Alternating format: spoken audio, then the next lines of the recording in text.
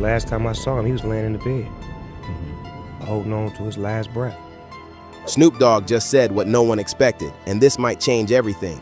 After years of staying quiet, he finally addressed what went down the night Tupac was taken from us. The moment his comments dropped, the internet exploded, fans connecting dots and accusing names. But what Snoop meant, that's where the mystery really begins. Shock claim. For nearly 3 decades, the name Tupac Shakur has echoed through hip-hop like a ghost that refuses to fade. Every year, every interview, someone claims to know the truth about what really happened that night in Las Vegas, 1996, the night that took one of rap's most powerful voices. Yet, through all the rumors, one man who stayed silent was Snoop Dogg, Tupac's close friend, label mate, and fellow West Coast icon.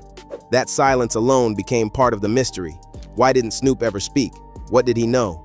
But now, all that changed.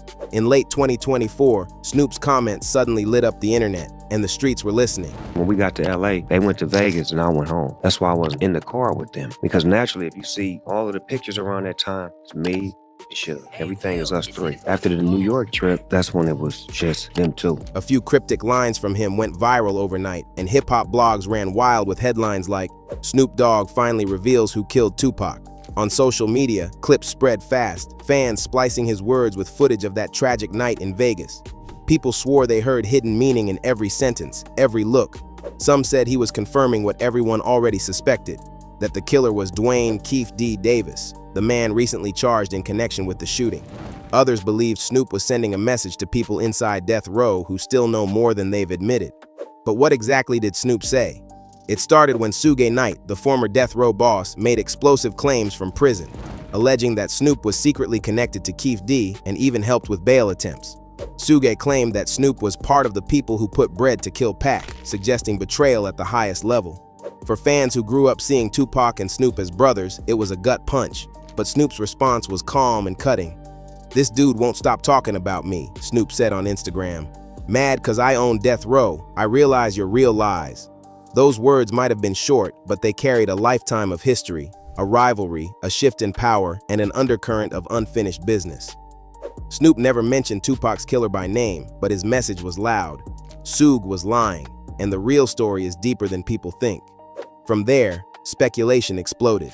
Fans dug up old interviews where Snoop spoke about his final days with Pac, how they'd argued before the shooting, how Snoop tried to make peace with the East Coast, and how Pac felt betrayed by it.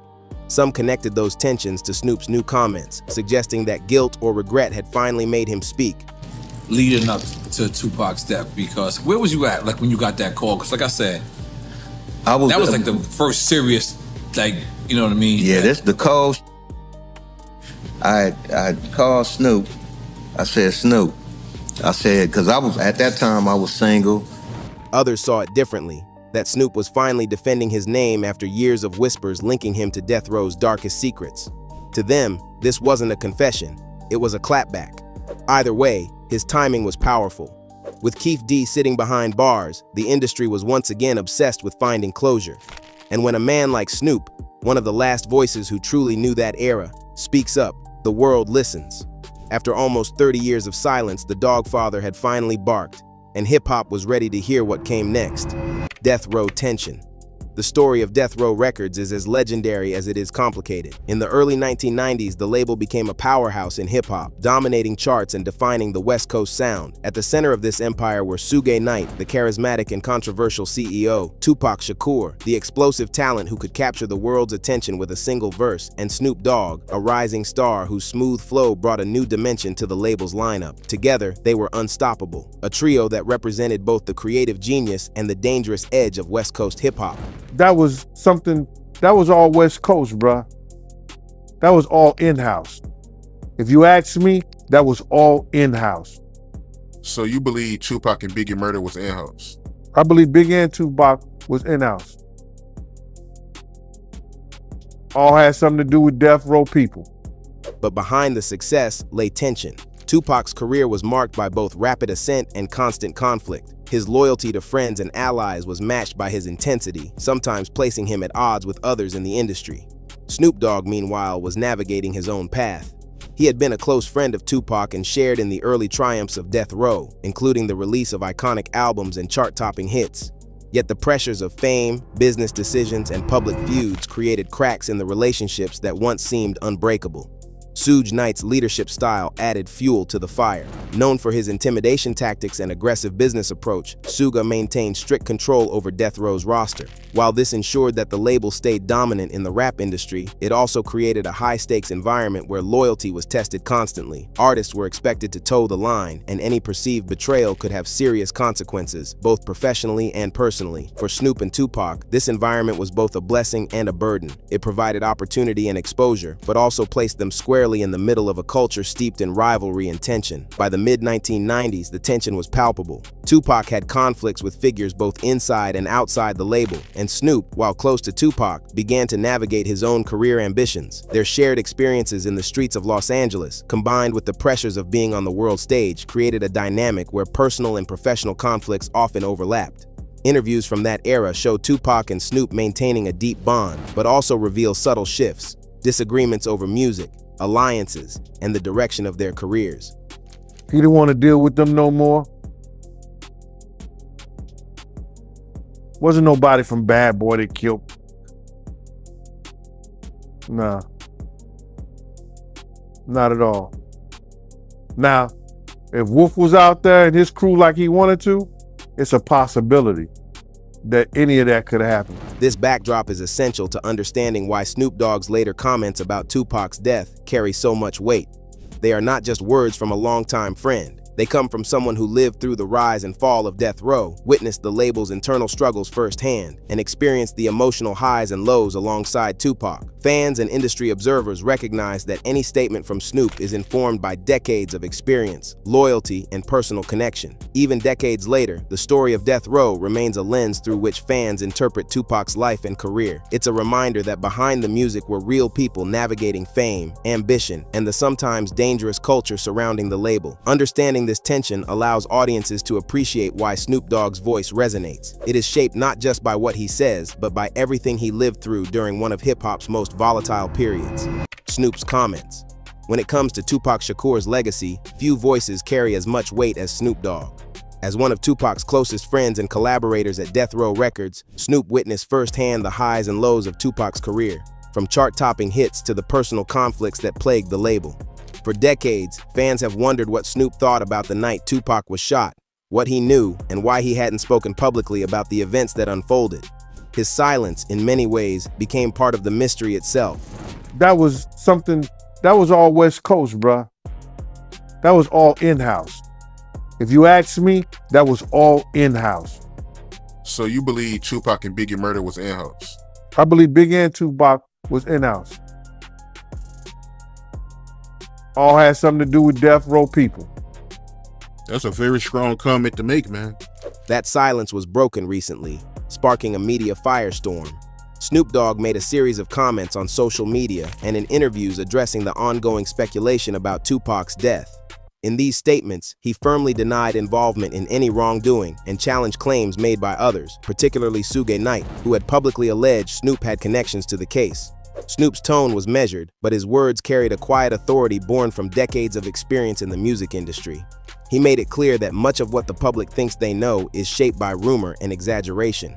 On Instagram, Snoop addressed Suge Knight directly, saying, "This dude won't stop talking about me. Mad 'cause I own Death Row. I realize your real lies." Though brief, these words resonated.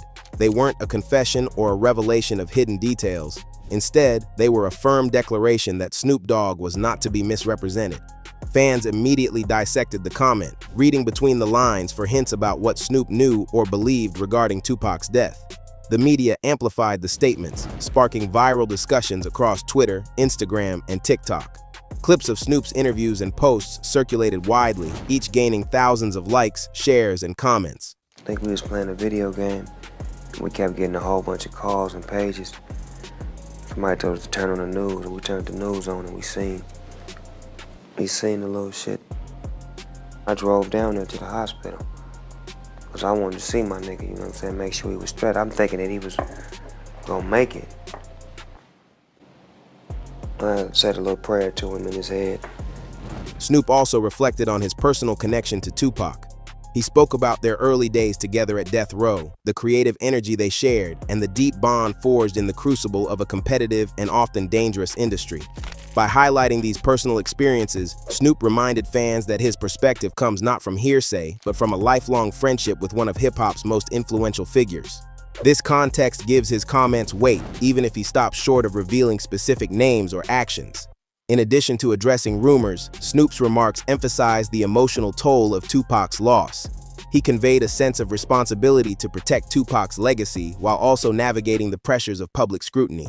His words reflected the delicate balance between transparency and caution, acknowledging the pain, the speculation, and the decades of unanswered questions, without compromising legal or personal boundaries. Ultimately, Snoop Dogg's comments highlight the complexity of speaking publicly about a case that has haunted hip-hop for nearly 30 years.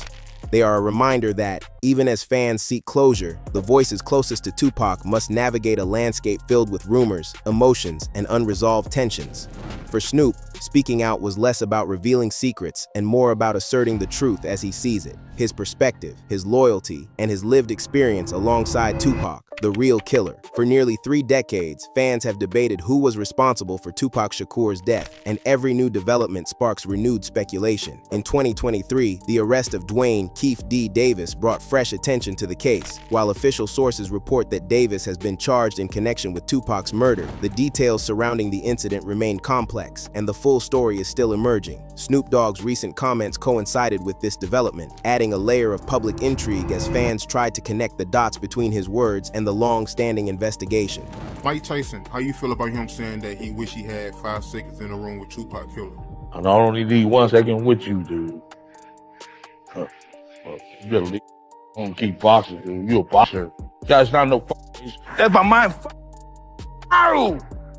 Wow! Really, I ain't got no problem with Mike Tyson, bro. Like, man, I know damn well I can't whoop him. I was just fucking around, you know what I'm saying? I know I can't whoop that man. Snoop has always been cautious when discussing Tupac's death. His new statements, rather than pointing fingers or making definitive claims, highlighted his perspective as someone who lived through those events. He emphasized his loyalty to Tupac while rejecting misleading narratives propagated by others in the industry. Fans interpreted his remarks as indirectly addressing the long-running speculation about Keith D., suggesting that Snoop acknowledged the recent legal developments without explicitly naming names or claiming knowledge beyond what has been publicly reported. Social media immediately exploded with reactions. Clips of Snoop's statements circulated widely, with commentators and podcasters analyzing every word. Many interpreted his tone as confirming the seriousness of the legal case and implicitly acknowledging that the truth was finally surfacing. Others cautioned against reading too much into a single comment, reminding audiences that Snoop was careful not to speculate on unverified claims. Regardless, his remarks were significant, not because they revealed unknown facts, but because they underscored the emotional and historical weight of the case from someone who was deeply involved in Tupac's life. Snoop's approach reflects a broader tension in hip-hop when discussing unsolved or high-profile cases. On one hand, fans demand answers, closure, and honesty. On the other, artists must navigate legal considerations, personal safety, and respect for those involved. Snoop's statements walk that line carefully, balancing his desire to honor Tupac's memory with the need to avoid misrepresentation or false accusations. This restraint is part of why his words resonate so strongly. They convey authenticity without inflaming rumors or speculation. The timing of Snoop's comments is also notable. Keith D's charges renewed media interest in the case, and Snoop's voice added context from someone who witnessed Tupac's final years. By speaking out now, Snoop reminds the public of the human story behind the headlines. Tupac was a friend, a mentor, and a cultural icon whose loss affected those closest to him. Snoop's words serve as both tribute and historical reflection, providing insight into the emotional impact of the case while remaining aligned with facts confirmed by legal authorities.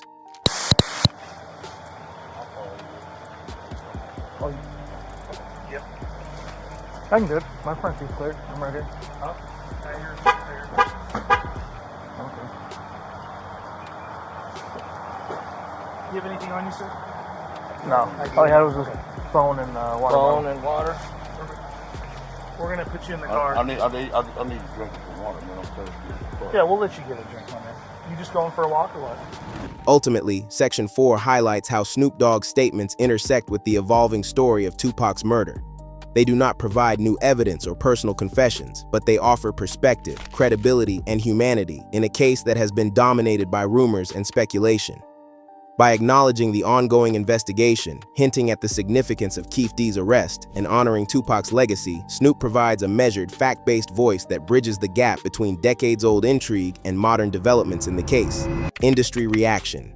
When Snoop Dogg made his recent statements about Tupac Shakur, the ripple effects were felt immediately across the hip-hop world. Fans, fellow artists, media outlets, and industry insiders all responded, interpreting his words through decades of context, personal allegiance, and historical tension. While Snoop carefully framed his comments as reflections rather than accusations, the weight of his perspective, as one of Tupac's closest friends, made every syllable significant, sparking discussions that spanned both nostalgia for the 1990s and the realities of the present-day music scene. Yeah,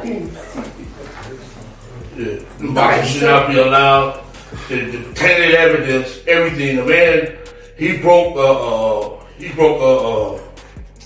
proffer agreement, and he broke the law, all kind of stuff. The boxing should not be allowed. It's been at his house. Social media erupted first. Platforms like Twitter, Instagram, and TikTok were flooded with clips of Snoop's interviews and statements. Fans debated the implications of his remarks, dissecting tone, phrasing, and even body language to gauge whether he had confirmed suspicions, hinted at truths, or merely shared reflections.